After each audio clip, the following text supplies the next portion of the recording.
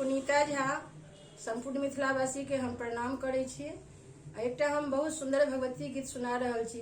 हुनकर जे रचना केने छथिन वो हमर मासाजी छथिन सतीश चंद्र सजल। बहुत सुंदर रचना है तो प्रस्तुत है ई गाना अहाँ सबके लिए।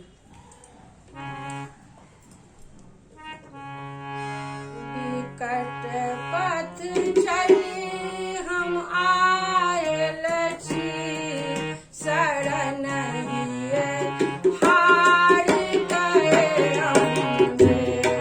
विकट पथ चली हम आयल छी, शरण हिये हार गए हमरे।